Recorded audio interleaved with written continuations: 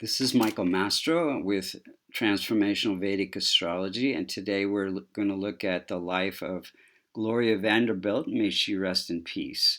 And we're going to look at it through the lens of Transformational Vedic Astrology, which you can access a reading at www.vastucreations.com under services, or you can learn to become a certified Transformational Vedic astrologer at American Institute of Vastu.com.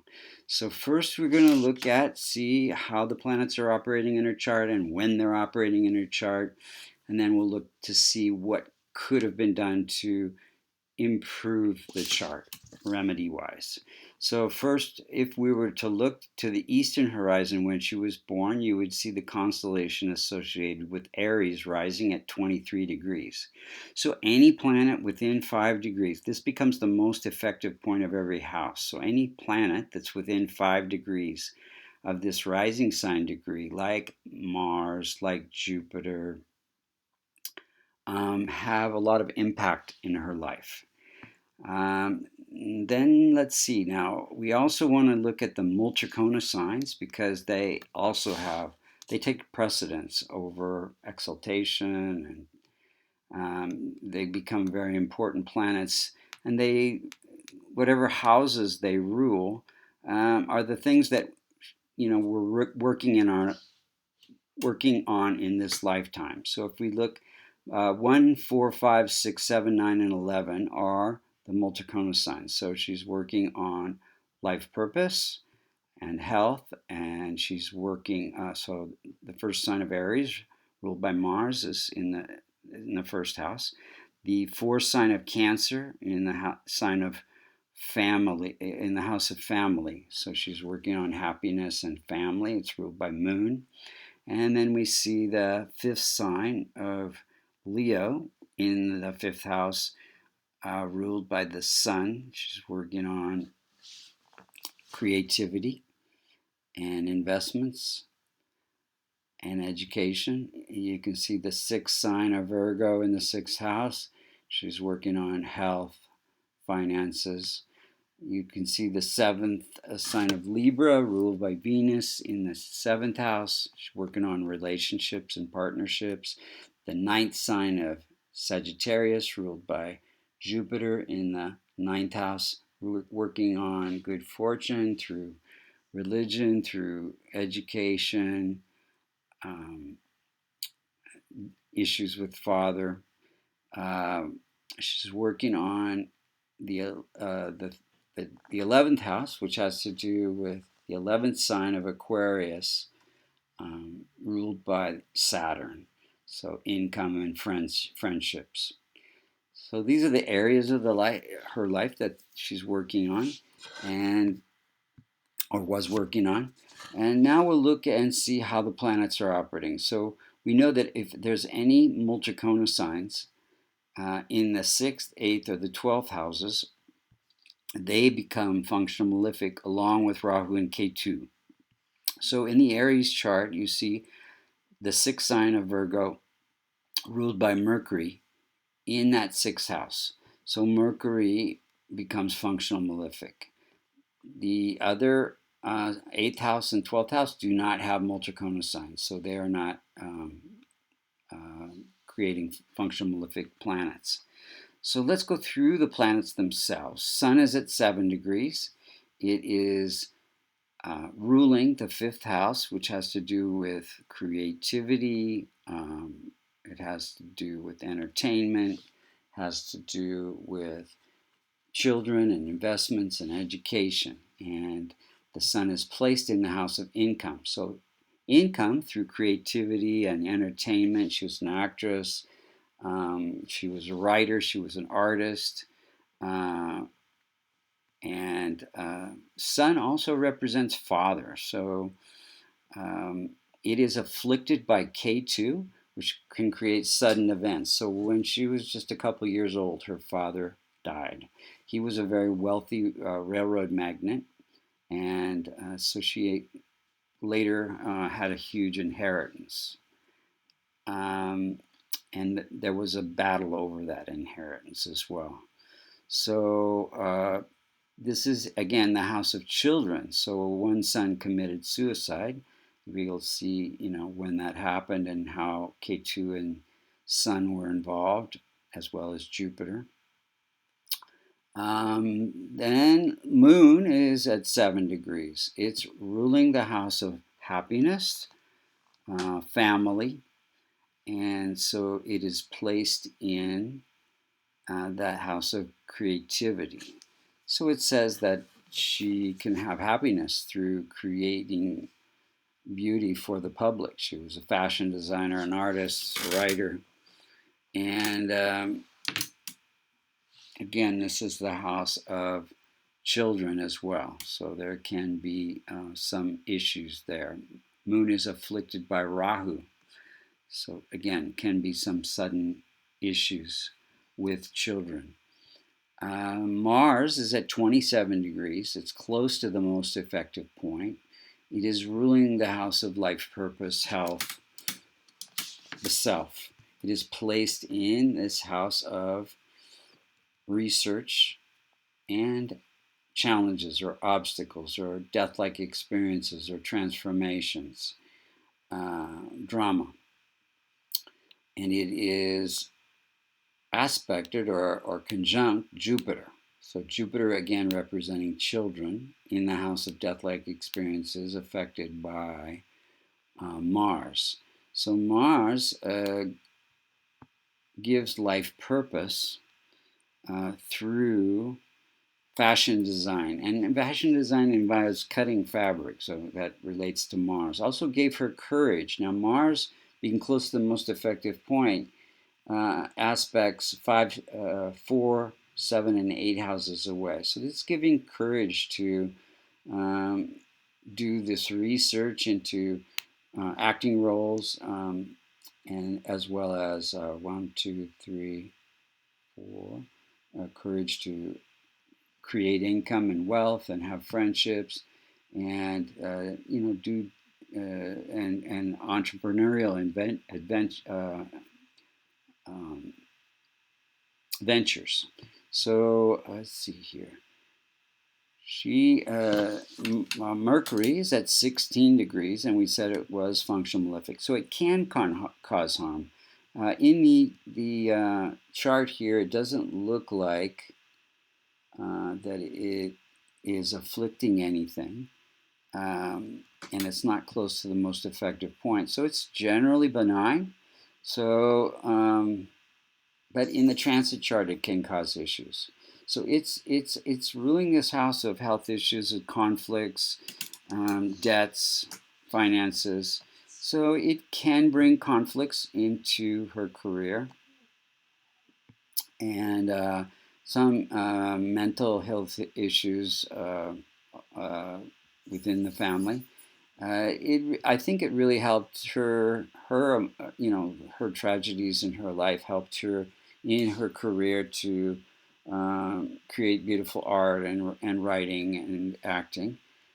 Jupiter is at 24 degrees, again, close to the most effective point. It's ruling a house of good fortune and religion and law, and it is placed in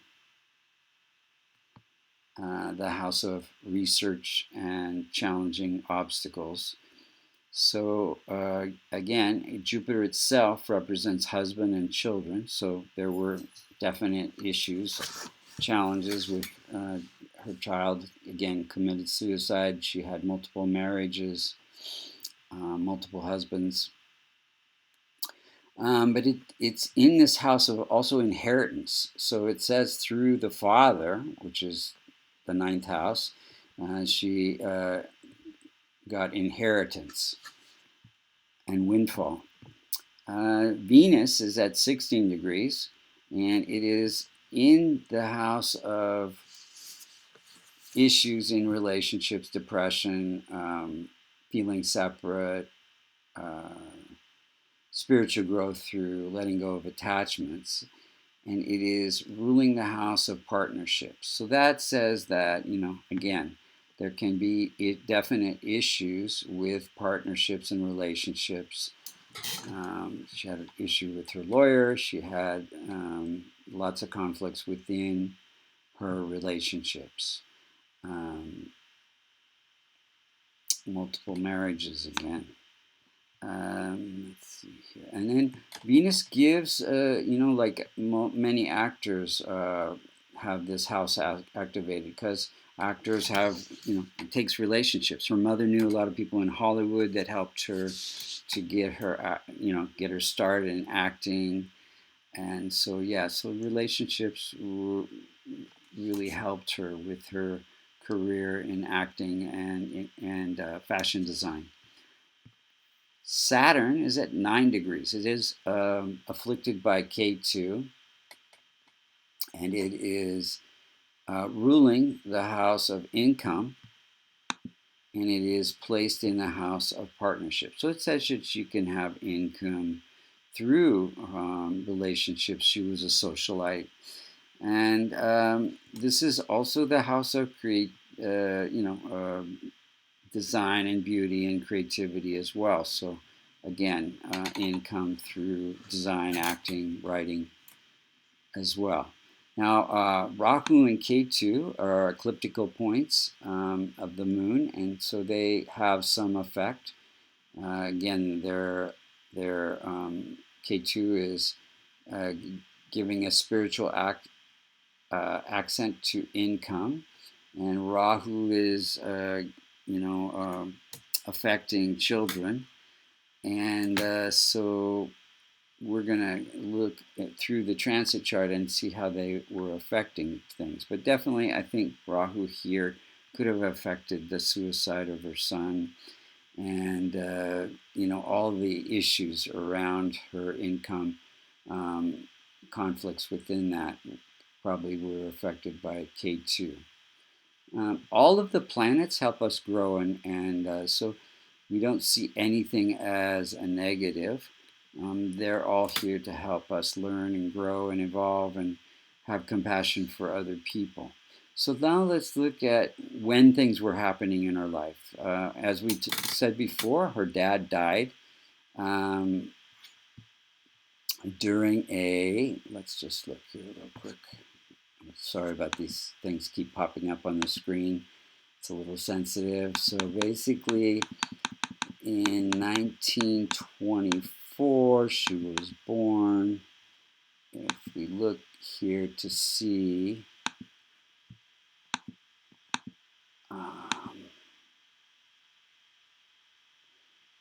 so her dad died in 1925. So that was during a K2 Jupiter period. Jupiter representing father, K2 unexpected events, traumatic events. And then we look to see that there was this custody battle between her aunt and her mom. Her aunt said that she was an unfit mother because she was exposing her to, a lot of travel and things that kids probably shouldn't see. So in February of 1936, would have been writing about in here, yeah, there was a lot of issues. So Venus, again, creating some challenges with relationships. And then we have, let's see here, Rahu, again, issues, creating some issues. So that, and then she finally got her inheritance in 1945. We look at 1945, we see here during a Venus-Mercury period. Again, Mercury, the custody battle was over. This is legal issues. So that was turned out well.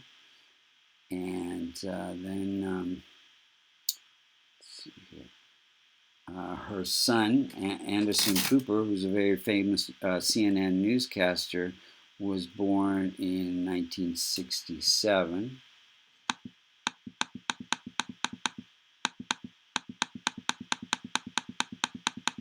So if we look at the Shatari planetary transit chart, we can see what's happening there. So that's the 6th.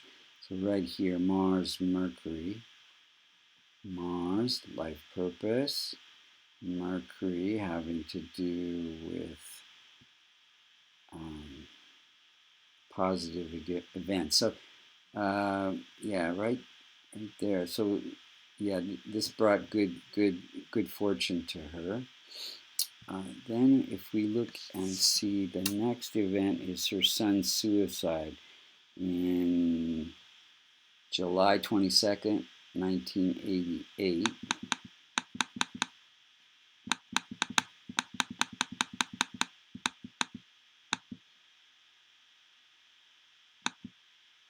So that was during a Jupiter period involving, Jupiter has to do with children, and just coming out of a Rahu period.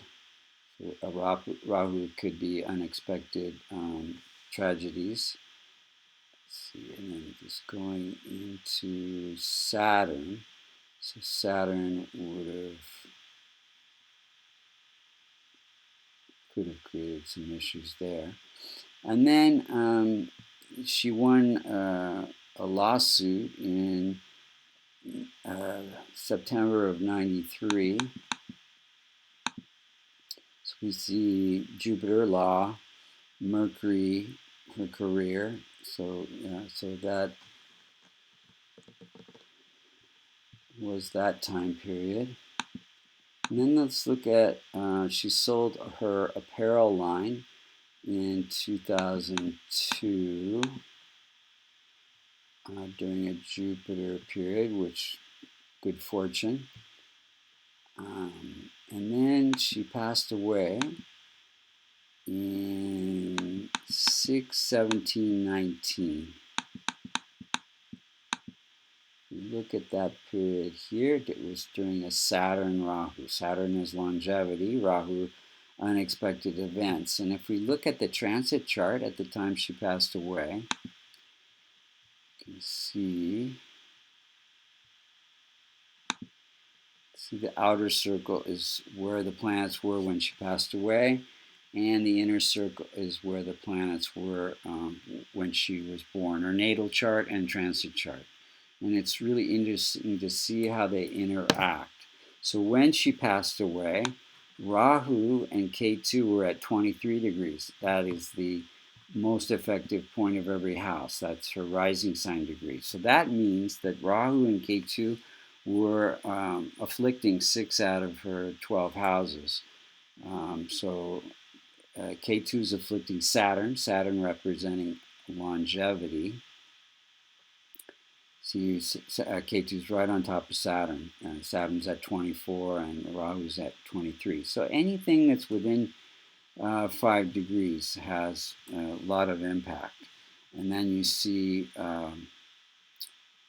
Mercury, Mars, and Rahu all very close here together. So the self is being afflicted by Rahu and Ketu and Saturn.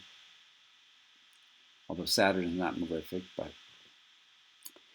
so yeah, quite a bit going on right there. So also Jupiter is right on top of Jupiter in the house of death-like experiences. So yeah, quite a bit happening. So let's look and see what we could do to improve the chart. So we're born with a destiny, but when we put the light of astrology on our guide to enlightenment, we can bring awareness to certain patterns, multiple marriages, things like that. And we can actually shift things. So if we look at the birth chart again, we see that we could definitely strengthen some of her benefic planets, Moon by wearing white, Saturn by wearing blue, and and Mercury by wearing green, Sun by wearing orange, Venus again by white, and Jupiter by wearing yellow.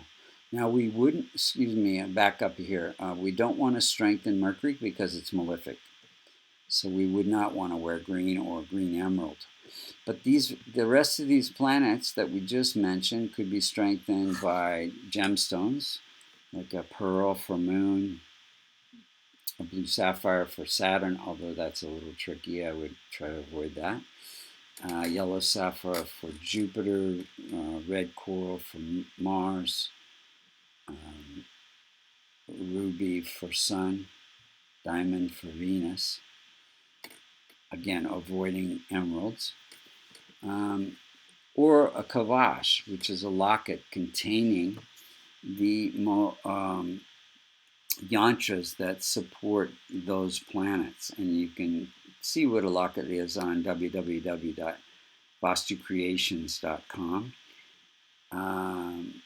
Then you want to transform your malefics. So you do that by chants and charities for Mercury. So you could listen to Vishnu chants on Wednesdays and help children on Wednesdays to transform Mercury. You could listen to Ganesh chants on Thursdays, or any kind of chants that are uplifting on Thursdays, as well as helping spiritual organizations. And then Rahu by helping those who cannot help themselves. Any kind of charities for cancer research or Alzheimer's, etc. And then listening to Shiva chants on Saturdays, or just any kind of uplifting chants. So these are the things that could be done to really remedy this chart and improve her situation. But she accomplished a lot in her life. Even though she inherited $5 million, she decided to, utilize the talents that she came here with, this creativity, with the moon or the sun ruling this house of creativity. And so those are the major points of the chart. I hope you enjoyed this reading, and may Gloria Vanderbilt rest in peace. Again, if you want to get a reading, go to vastucreations.com, or learn how to be certified as a Vedic astrologer at American Institute of Vastu.com. Thank you for listening.